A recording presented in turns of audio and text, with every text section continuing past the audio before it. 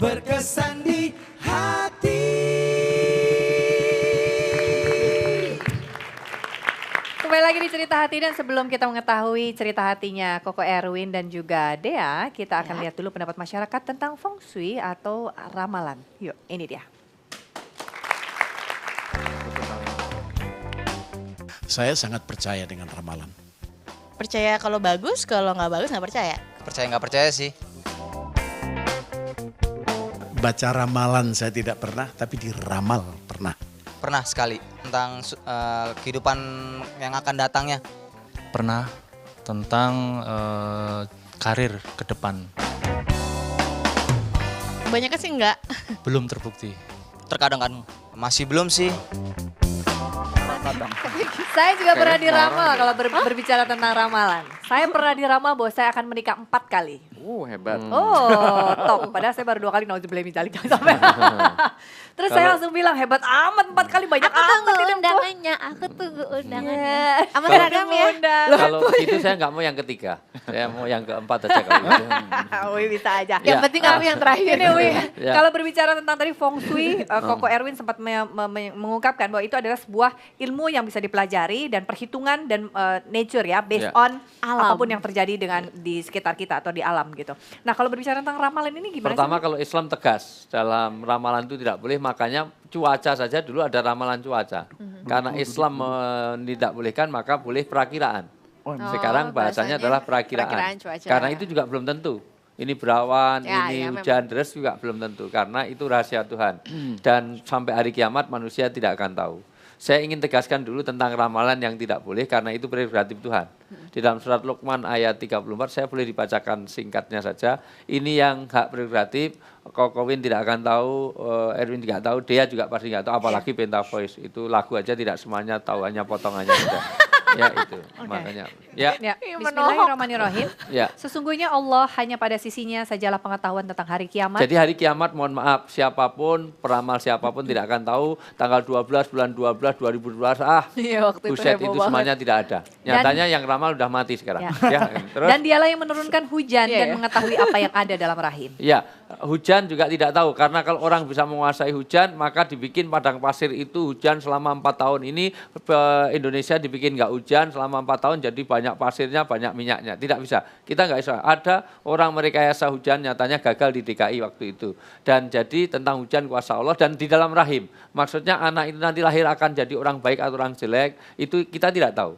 Jadi masih dalam rahim kita tidak tahu. Kalau hanya laki perempuannya bisa, tapi bukan mengetahui tentang karakter mereka. Ya. Bayi ini akan jadi apa? Terus Dan tiada seorang pun yang dapat mengetahui dengan pasti apa yang akan diusahakannya besok. besok pagi yang terjadi apa itu nggak tahu. Ini apalagi kaitannya dengan kematian. Ditegaskan lagi, yuk. Dan tiada seorang pun yang dapat mengetahui di bumi mana dia akan mati. Ya, mati itu tidak akan tahu. Karena ada peramal yang cukup terkenal waktu itu, talkshow bersama saya di salah satu stasiun TV. Saya tanya, kira-kira tahu nggak kalau bisa nerawang matinya di mana? Nggak tahu. Sebab kalau tahu matinya di Jakarta, dia nggak bisa mati. Mulai besok pagi pindah ke Jogja. Oh, nanti malaikat Israel mau nyari, nggak temu. Kemana yang ternyata pindah. Jadi tidak tahu dimanapun kita akan mati. Jadi ini prerogatif Tuhan. Jadi kalau itu ramalan ya. Ya, sesungguhnya Allah Maha mengetahui lagi Maha mengenal. Ya, itu salah satu bahwa orang itu bahwa ada perhitungan-perhitungan, iya. Dan itu tidak sirik kalau perhitungan berdasarkan ilmu-ilmu alam. Misalnya di Jawa itu kalau bisa punya rumah jangan menghadap ke timur atau ke barat. Itu hitungan matahari sangat rasional karena itu akan awet panasnya dan sangat tidak nyaman di tropis. Akan lebih baik kalau ke selatan atau ke utara misalnya. Itu hitungan-hitungan yang rasional. Kalau kamu nikah jangan bulan Desember karena merepotkan orang-orang yang mau resepsi karena banyak hujan. Itu oke. Itu tidak masalah. Itu walaupun itu hitungan, tapi hitungan yang berdasarkan sesuatu yang atas diilmui. Logika gitu Logika. ya, dan faktanya ada. Iya, Kalau yang nggak boleh itu, Ustadz. Ya nggak boleh itu yang bertentangan tadi, yang ramalan. Yang apa, kamu besok akan begini, besok akan gini. Termasuk kamu tidak boleh kerja di air, kamu nggak boleh naik pesawat. Kacau, kalau saya pernah diramal nggak boleh kerja di pesawat, saya nggak boleh naik pesawat, saya kacau, bisa saya kelaparan betul anak istri saya. Hidup saya selalu untuk off air. Kalau mengharapkan transfer kapan lagi? Itu sebenarnya. Ya itu sebenarnya. Ya. Jadi artinya tidak bisa orang membuat satu kepastian nasib seperti itu. Itu yang tidak boleh. Ya. Ustadz, Tetapi boleh ya. saya nyela sebentar. Tadi Ya. kalau ngomongin bulan Desember, saya pernah waktu itu mau nikah bulan Desember. Ya. Tapi katanya nggak boleh karena itu bulannya anjing menikah. Jadi kalau misalnya kamu menikah pada saat bulan Desember, nanti keluarganya bakal hancur atau kayak gimana? Itu Kayak gimana? anjing. Koko Erwin dari sisi perhitungan feng shui itu termasuk dalam kategori perhitungan hari yang baik atau gimana nggak sih? Iya. Itu kenapa Koko Erwin mungkin bisa dijelaskan ilmunya? Sekali lagi kalau kita bicara soal ilmu, saya pikir ilmu juga tidak ada agamanya ya, Pak Ustadz, mohon maaf. Jadi apapun misalnya Anda belajar, sekarang saya nggak tahu Anda dari fakultas mana ya, tetapi kalau misalnya kita belajar aljabar misalnya ya, aljabar itu dari Arab. Ya, tetapi kita tidak agama apapun boleh belajar gitu Ya. aljabar.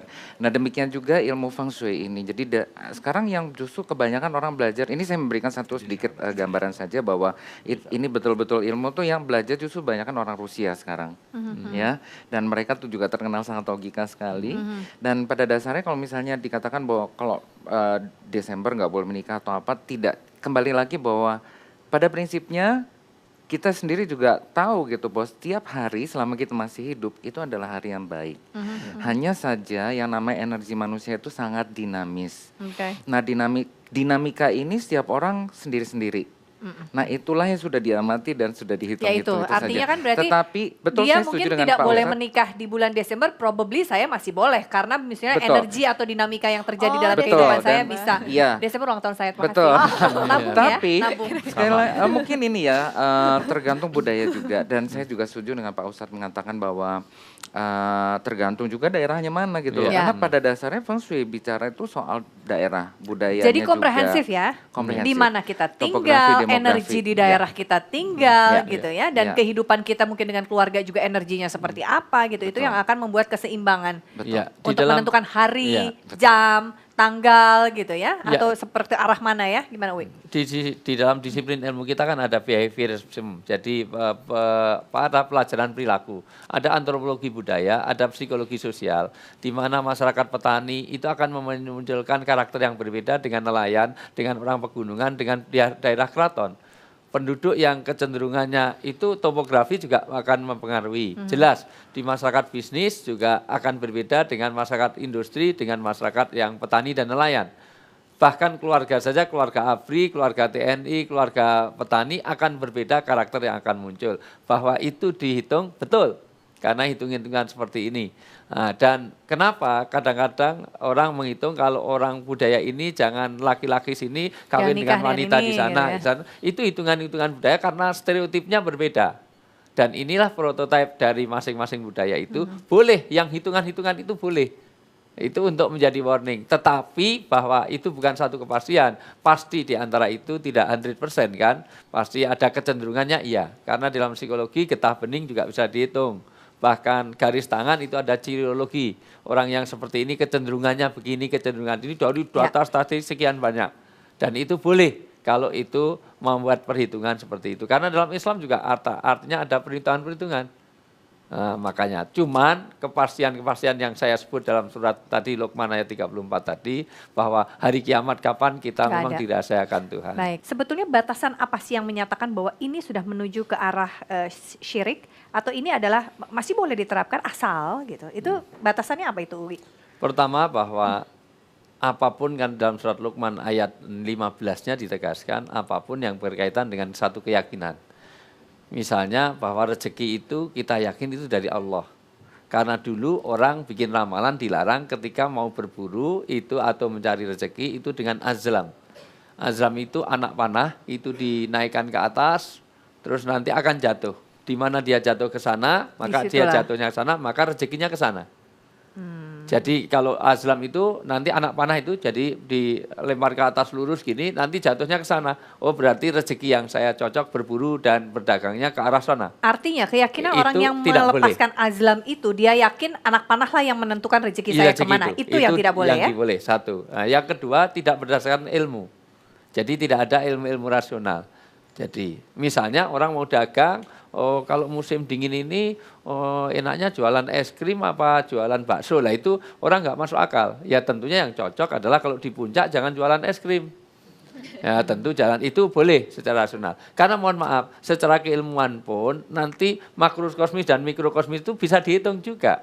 Hampir seluruh dunia di bulan September dan Oktober itu kejahatan paling banyak.